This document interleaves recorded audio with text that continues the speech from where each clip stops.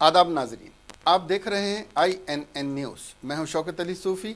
सबसे पहले पेश हैं आज की सुर्खियां। चीन में कोरोना वायरस के चलते आंध्र प्रदेश और तेलंगाना के कई मुलाजिमीन फंस गए। खुसूसी नंबर्स के लिए अब ऑनलाइन बोली लगाई जा सकती है, ट्रांसपोर्ट मिनिस्टर ने कहा। बैडमिंटन स्टार साइना नेहवाल बहन के साथ हुई हैं बीजेपी में शामिल। शर्जील इमाम का बयान कन्हैया कुमार के बयान से भी ज्यादा खतरनाक, वजीर दाखिला अमित शाह ने कहा। बीजेपी रुकन असेंबली नारायण त्रिपाठी ने शहरियत तरमीमी कानून के खिलाफ आवाज उठाई। सुप्रीम कोर्ट ने निर्भया केस के कातिल मुकेश की दरखास्त रहम को मुस्तरद कर दिया। अब खबरें तफसील से। चीन में फैले कोरोना वायरस ने पूरी दुनिया में दहशत फैला रखी है। इनको जो चीन के वुहान शहर में शुरू हुआ है, हज़ारों लोगों को दुनिया भर में अपनी लपेट में ले लिया है और कम से कम 32 लोग यहाँ हलाक हो चुके हैं। चीन के इस शहर में सैकड़ों हिंदुस्तानी तालीम हासिल कर रहे हैं, वो वुहान में फंस गए हैं। चीन की कंपनी ने TCL जो श्रीलंका में भी है, 96 तलबा को कैंपस प्लेसमेंट के जरिए वुहान भिजवाया था। इस वक्त 58 मुलाजमीन कंपनी के हॉस्टल में हैं, जिनमें ज़्यादातर आंध्र प्रदेश और तेलंगाना के शहरी हैं। कंपनी इन सबको भी उनके ममालिक वापस भेजना चाहती है, लेकिन चीन की हुकूमत ने पाबंदी लगा दी है, जिसकी रूह से वुहान शहर कोई आ सकता है और ना कोई वहाँ से बाहर जा सकता है। इन मुलाजिमीन के अहल खाना और वालिदैन बेहद परेशान हैं और वो हुकूमत से मांग कर रहे हैं कि उनके बच्चों को वापस मुल्क लाने का इंतज़ाम किया जाए।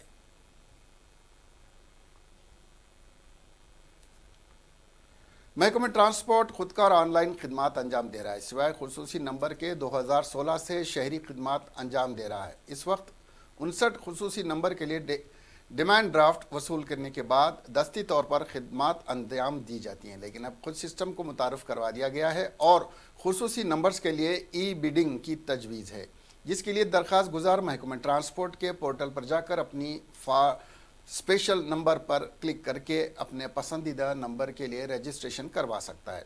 क्लिक करने के बाद महकमा ट्रांसपोर्ट में मौजूद खुसूसी नंबर्स नज़र आ जाएंगे और दरख्वास्त गुजार अपने पसंदीदा नंबर देखकर इसको हासिल कर सकता है। उसके बाद स्क्रीन पर पे नाउ अब इस बटन पर क्लिक करके रकम जमा की जा सकती है।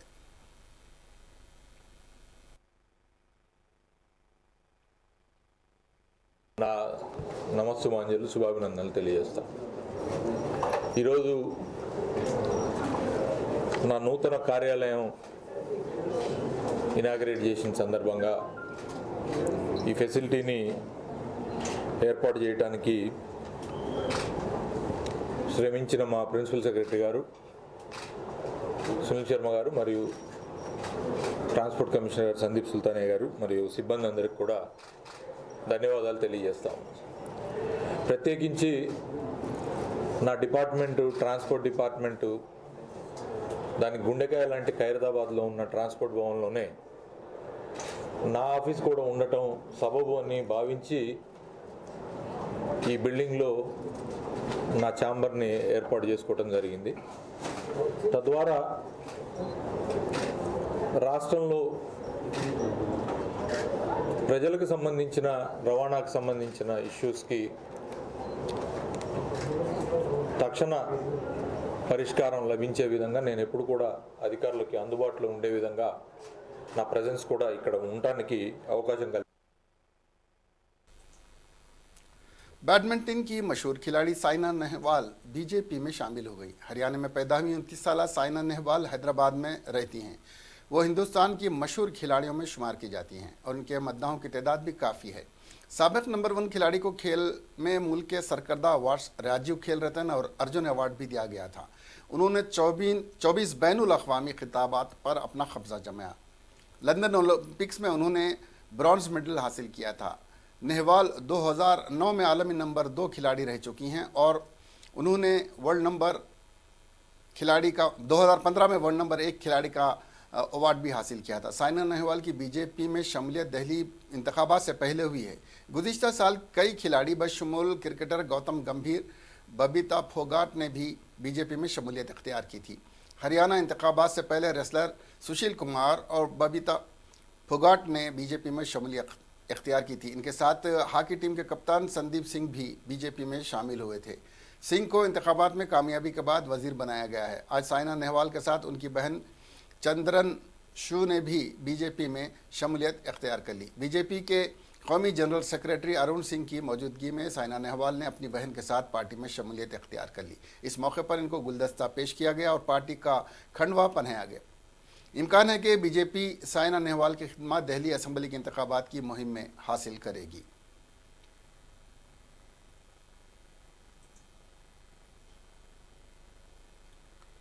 वज़ीर दाखिला अमित शाह ने कहा है कि बीजेपी JNU का तालिब इल्म शर्जील इमाम की तकरीर कन्हैया कुमार से ख़तरनाक है, जिसने JNU में मुल्क दुश्मन नारे लगाए थे। मोदी जी ने शर्जील में के बारे में कहा कि केजरीवाल ने इन पर मुकदमा चलाने की इजाज़त नहीं दी है। शर्जील इमाम की आसाम को हिंदुस्तान से अलग करने की मुल्क दुश्मन वीडियो सब ने देखी होगी।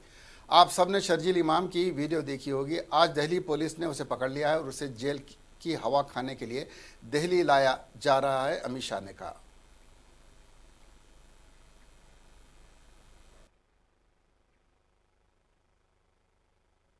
आपका एक वोट ये संदेश देने वाला है कि इस देश को किस रास्ते पर चलना है। एक सरकार ऐसी है जो 5 साल से झूठ पर झूठ, झूठ पर झूठ, झूठ पर झूठ बोले जा रही है। और जब उनका पर्दाफाश कर दे कि प्रवेश अभी कोई स्कूल में चला गया, वहां गया तो मालूम पड़ा स्कूल को गिराने का नोटिस मिल गया, उसने ट्वीट कर दिया तो कह रहे दिल्ली का अपमान कर रहे हो।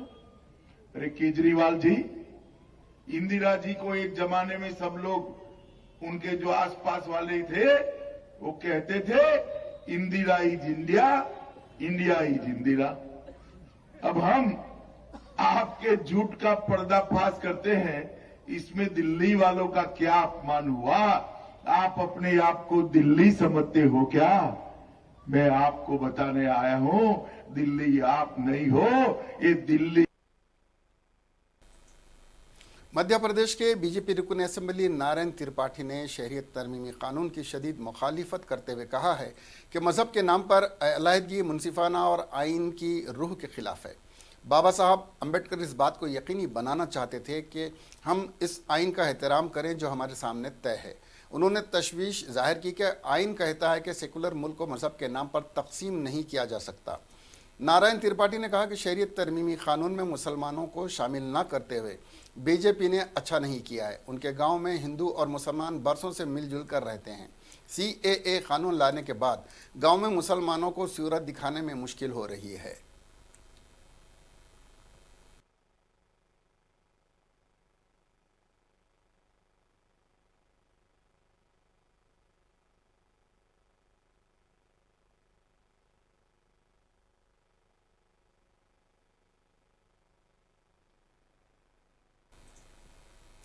निर्भया के कातिल मुकेश की फांसी से बचने की आखिरी कोशिश आज उस वक्त नाकाम हो गई जब सुप्रीम कोर्ट ने रहम की अर्जी खारिज किए जाने के खिलाफ उसकी अपील मुस्तरद कर दी। Justice R Bhanumati, justice Bhushan और जस्टिस AS बोपन्ना की खुसूसी बेंच ने मुकेश की अर्जी ये कहते हुए खारिज कर दी कि इसमें कोई बुनियाद नज़र नहीं आती। अदालत ने निर्भया मामले के कसूरवार मुकेश की अर्जी खारिज किए जाने को चैलेंज देने वाली अपील पर मंगल को फैसला महफूज रख लिया था। बेंच ने मुकेश की जानिब से पेश सीनियर वकील अंजना प्रकाश और दिल्ली हुकूमत की जानिब से सॉलिसिटर जनरल तुषार मेहता दलीलें सुनने के बाद फैसला महफूज रखा था। अदालत ने कहा कि दिल्ली हुकूमत ने रहम की अर्जी के साथ सदर को मुनासिब दस्तावेजात मुहैया कराने थे।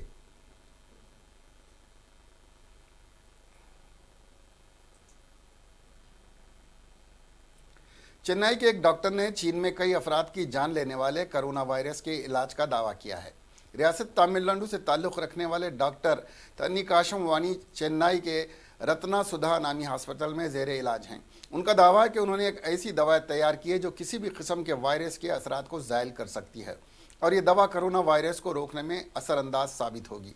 डॉक्टर के मुताबिक वो रियासती मरकजी हुकूमत के साथ साथ चीन की हुकूमत से ताउन के लिए तैयार हैं और ज़रूरत पड़ने पर वो दवा के साथ चीन भी जाने के लिए तैयार है। इनका कोरोना इलाज से मुताल्लिक़ किए गए दावे का वीडियो सोशल मीडिया पर वायरल हो गया, ताहम सरकारी तौर पर डॉक्टर के दावे से मुताल्लिक़ रद्द-ए-अमल ज़ाहिर नहीं किया गया है।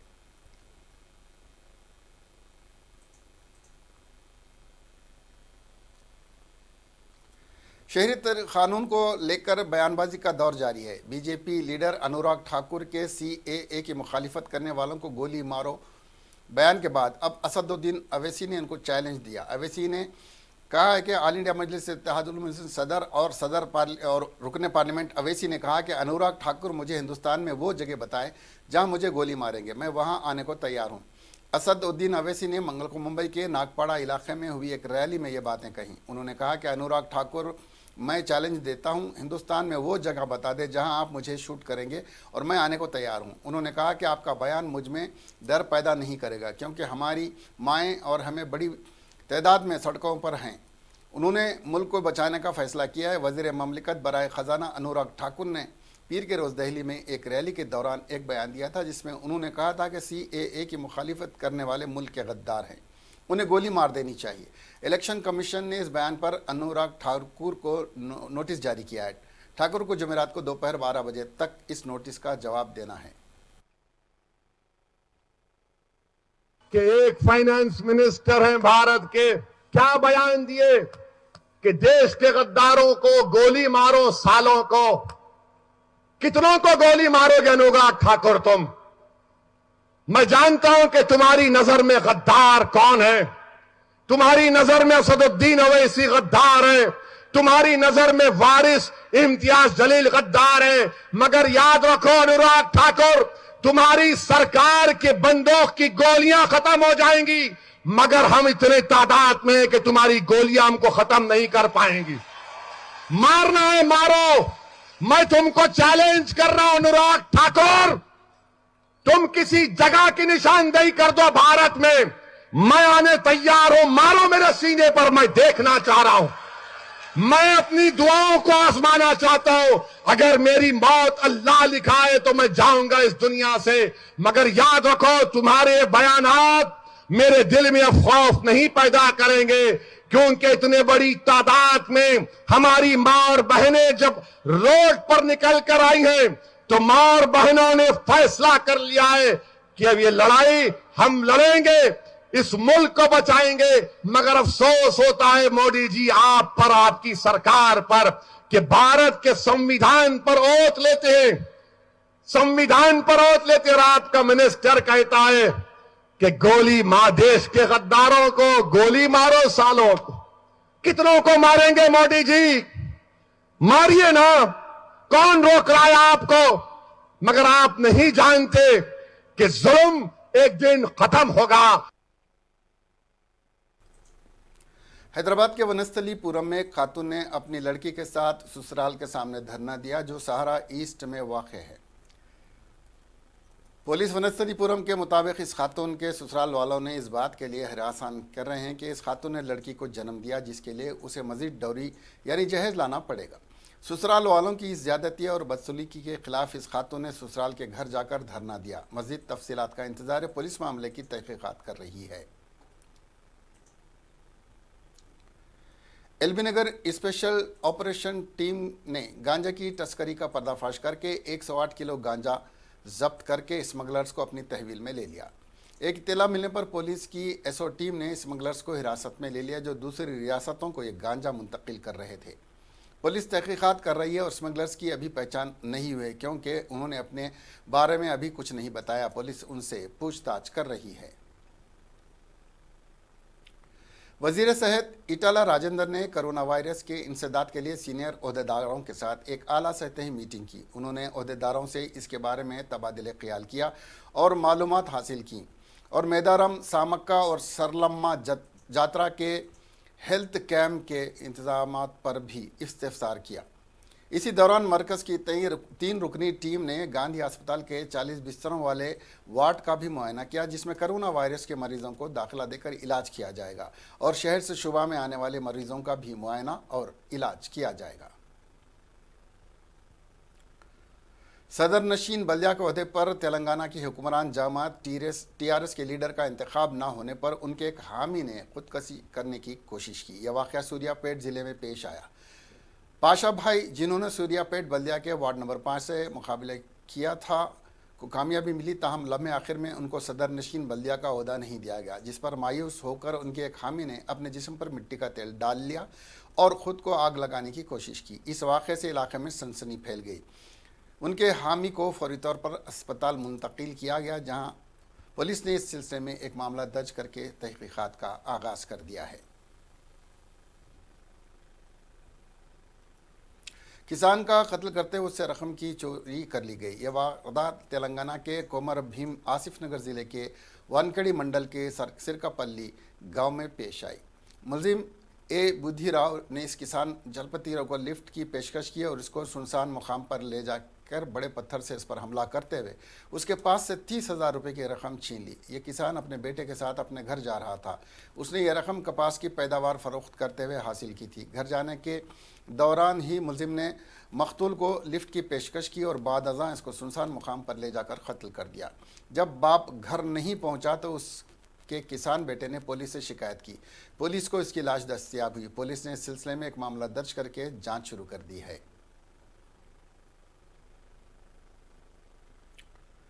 तेलंगाना प्रदेश कांग्रेस कमेटी के मुबस्सिर निरंजन ने आज एक सहाफ़ती कॉन्फ्रेंस में इल्ज़ाम लगाया कि रियासती हुकूमत ने अपने इक़्तिदार का मजालिसी मुकामी के इंतखाबात में गलत इस्तेमाल किया है और इलेक्शन कमीशन ने भी रियासती की हुकूमत के इशारे पर काम किया है और इंतखाबात में शफाफियत को बरकरार नहीं रखा। कमीशन इसमें पूरी तरह नाकाम हो गया। इंतखाबात में जीतने वाले उम्मीदवार हार गए और हारने वाले उम्मीदवार इलेक्शन कमीशन की वजह से जीत गए हैं, उन्होंने कहा।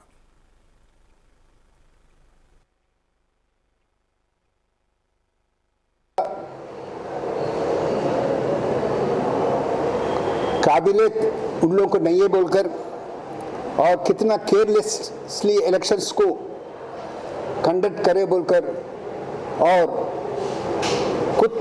कितना पार्शियलिटी से इलेक्शंस में उनका रवैया रहा वो साबित होता है। अगर एक्ट में कहा तो भी कुछ डाउटफुल रहे तो उसको क्लैरिटी देने का जिम्मेदारी स्टेट इलेक्शन कमीशन का रहता। म्युनिसिपल एडमिनिस्ट्रेशन डिपार्टमेंट के तरफ से कुछ क्लैरिफिकेशंस पूछे तो वो क्लैरिफिकेशन को सीधा सीधा नहीं देते हुए एक्ट पे हैं देख लो बोलकर उन लोगों को गलती करे जैसा गुंजाइश दी, उससे गलतियां हुई। वो गलतियां होते रहे तो भी उन लोग खामोश बैठे। केवीपी साहब को और केशव राव साहब को एक सबसे मेंबरशिप देने में पहला देकर फिर रद्द कर फिर देना केवीपी साहब के इशू में आंध्रा का हिस्से में है सो केशव राव साहब को कल तुक्कुगुड़े में वोट डाल दिए। वो गलती के वजह से शायद हो सकता रिजल्ट्स का प्रभाव हुआ होगा। वो गलती को ऐसा क्लियर क्या करते? आप गलती करते, क्लैरिटी नहीं देते, आज इलेक्शन हो गए, जो जीतने वाला कैंडिडेट नहीं जीता, जो नहीं जीतने वाला कैंडिडेट वो जीत गया, इलेक्शंस हो गए ना, आप कोर्ट को जाओ बोल के बोल रहे हो उन लोग ट्रिब्यूनल को। आप गलती करेंगे और कैंडिडेट जाके ट्रिब्यूनल में बैठना, ये कहां तक सही है, सोचने की जरूरत है। और हम लोग 21 कांग्रेस के लीडर अंजुम कुमार यादव ने एक सहाफ़ती कॉन्फ्रेंस में इल्ज़ाम लगाया कि हुकूमत ने गलत ढंग से और गैर कानूनी तरीके पर कारपोरेशन और बल्दियात के इंतखाबात जीते हैं। इलेक्शन कमीशन और पुलिस की मदद से टीआरएस ने कामयाबी हासिल की है। सारे इंतखाबात में धांधलियाँ की गई हैं। टीआरएस ने केबीपी रामचंद्र के वोट का गलत इस्तेमाल किया और 20 से 25,000 रुपये एक वोट पर खर्च किए।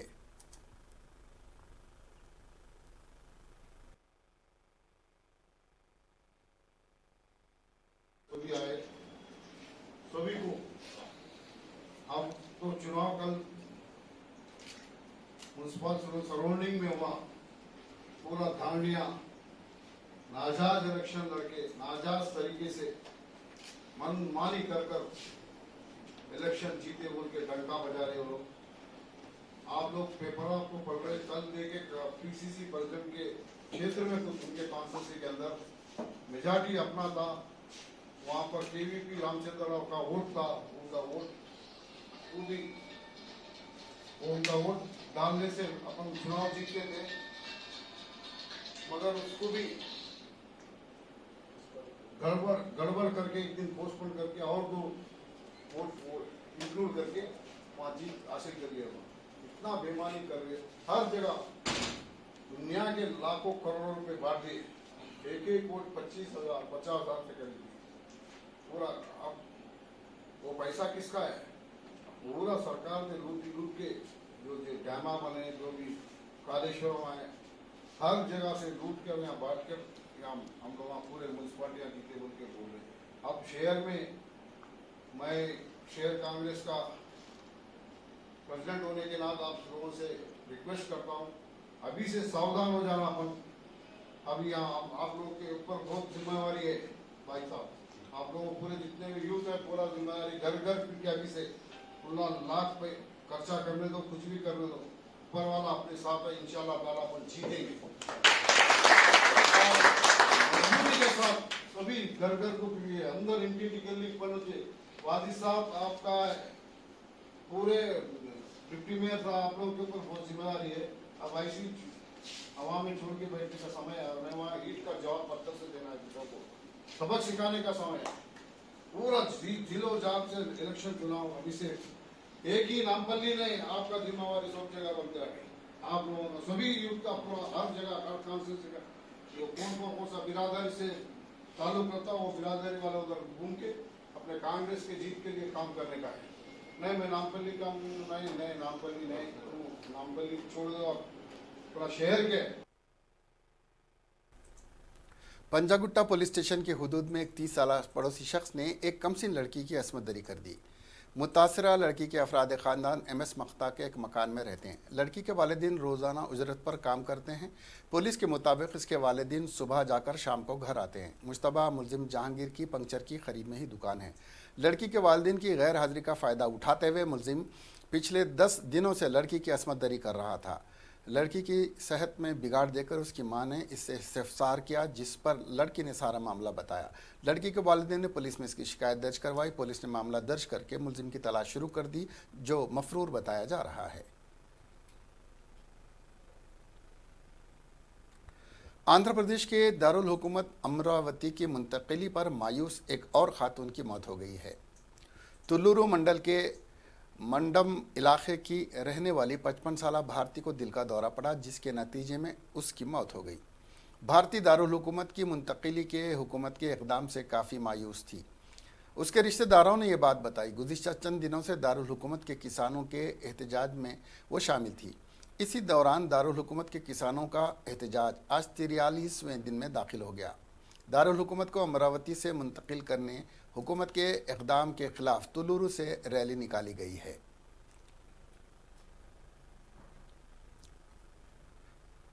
स्टैंड अप कॉमेडियन के जरिए अर्नब गोस्वामी का वीडियो बनाने और सोशल मीडिया पर शेयर किए जाने के बाद इंडिगो ने उन पर मंगल के रोज़ 6 महीने की पाबंदी आयद कर दी थी और अब इस फहरिस्त में एयर इंडिया, स्पाइस जेट और गो एयर ने भी उन पर पाबंदी आयद करने का ऐलान कर दिया है।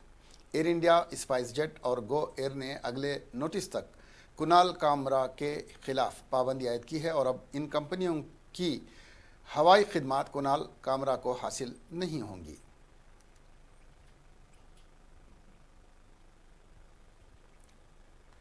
सुप्रीम कोर्ट ने आज एक अहम फैसले में कहा कि गिरफ्तारी के खदशे की बुनियाद पर मुलजिम को दी गई पेशगी ज़मानत को तय मुद्दत में नहीं बांधा जा सकता। जस्टिस अरविंद मिश्रा की सदारत वाली 5 रुकनी आईनी बेंच ने कहा कि इस तरह की गिरफ्तारी ज़मानत से पहले समाअत पूरी होने तक जारी रह सकती है। अदालत ने वाज़ेह किया कि अदालत के ज़रिए समन किए जाने के बाद भी पेशगी ज़मानत ख़त्म नहीं होगी। हालांकि इस बारे में फ़ैसला करने के सिलसिले में अदालत आज़ाद होगी। आईनी बेंच ने कहा कि हालांकि इस तरह की राहत पुलिस को जांच करने से नहीं रोकेगी। आईनी बेंच ने कहा कि पेशगी जमानत मंजूर करते वक्त अदालत को जिन बातों पर खुसूसी तवज्जो देनी चाहिए, इनमें मुताल्लिक़ शख्स का किरदार, सबूत से छेड़खानी करने और गवाहों को मुतासिर करने का खदशा शामिल है। इस तरह की जमानत की शर्तें हर एक मामले में अलग हो सकती हैं। आईनी बेंच में justice Indu Banerjee, justice Vineet Saran, justice MR Shah और जस्टिस S रविंदर भट्ट शामिल हैं। आईनी बेंच ने सुशीला अग्रवाल और दीगर बनाम दिल्ली हुकूमत के मामले में गुज़िश्ता साल 24 अक्टूबर को फैसला महफूज रखा था। वाज़ेह है कि 15 मई 2018 को justice Korean Joseph, justice MM Shantanu गोदर और जस्टिस नवीन सिन्हा की बेंच ने इस मामले को आईनी बेंच को भेज दिया था। इलेक्शन कमीशन ने भारतीय जनता पार्टी के लीडर और वजीर ममलिकत बराए मालियात अनुराग ठाकुर और मगरबी दिल्ली से पार्टी के MP प्रवेशन साहब सिंह को दिल्ली असम्बली इंतखाबात मुहिम के दौरान उनके दिए गए मुतनाज़ा बयान को देखते ही बीजेपी के स्टार पर शारकों की फेहरिस्त से बाहर निकालने का हुक्म दिया है। कमीशन का ये हुक्म आज फौरी तौर पर नाफिज भी हो गया और अगले हुक्म तक नाफिज रहेगा। ख्याल रहे ठाकुर ने रिठालिया में बीजेपी उम्मीदवार की हिमायत में इंतखाबी मुहिम के दौरान मुल्क के गद्दारों को गोली मारो का नारा लगाया था।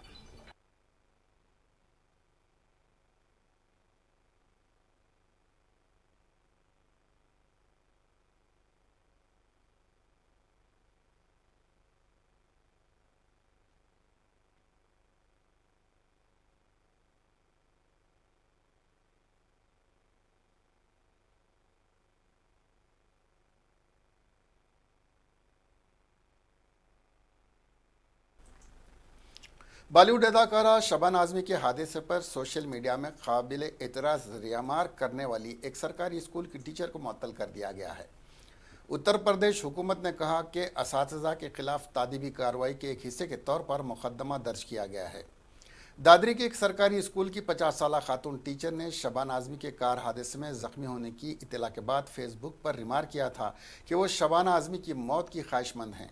DO बाल मुकुंद ने कहा कि टीचर की इस हरकत से उत्तर प्रदेश में सरकारी शोबे के मुलाजमीन पर मनफी असर पड़ा। उन्होंने कहा कि हमने उनके खिलाफ तादीबी कार्रवाई के तहत मुअत्तल कर दिया है और इस मामले की तहकीकात की जा रही है। बाबाए क़ौम महात्मा गांधी की बरसी के मौके पर 30 जनवरी को ग्रेटर हैदराबाद के हुदूद में गोश्त की तमाम दुकानें बंद रहेंगी। Commissioner GHMC DS Lokesh Kumar ने वेटरनरी शोबे के हुक्काम को क़वायद पर अमल आवरी को यकीनी बनाने की हिदायत दी है। उन्होंने गोश्त के ताजरीन को दुकानात बंद रखने का मशवरा भी दिया है।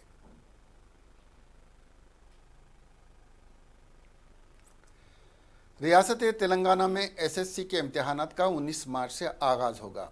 Director board of secondary education A Satyanarayan Reddy ने INN को बताया कि इम्तिहानात की तैयारी आखिरी मराहल में दाखिल हो चुकी हैं।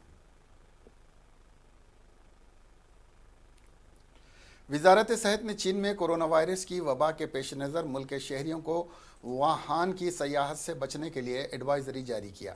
वजारत सेहत ने आज अपने सरकारी ट्विटर पर यह एडवाइजरी जारी करते हुए कहा है कि मेहरबानी करके चीन के सफ़र पर जाने से बचें।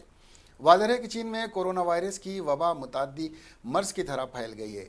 इसकी वजह से चीन में 132 लोगों की मौत हो चुकी है, जबकि 5,974 लोगों में यह वायरस पाए गए हैं।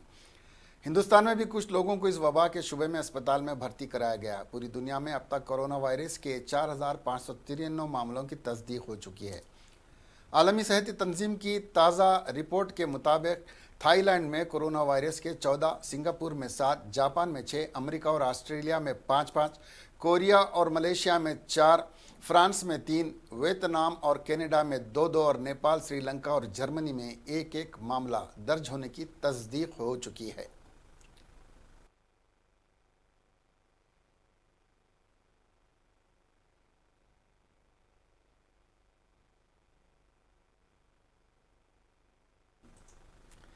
आखिर में सुर्खियां एक बार फिर। चीन में कोरोना वायरस के चलते आंध्र प्रदेश और तेलंगाना के कई मुलाजिमीन फंस गए। खुसूसी नंबर्स के लिए अब ऑनलाइन बोली लगाई जा सकती है, ट्रांसपोर्ट मिनिस्टर ने कहा।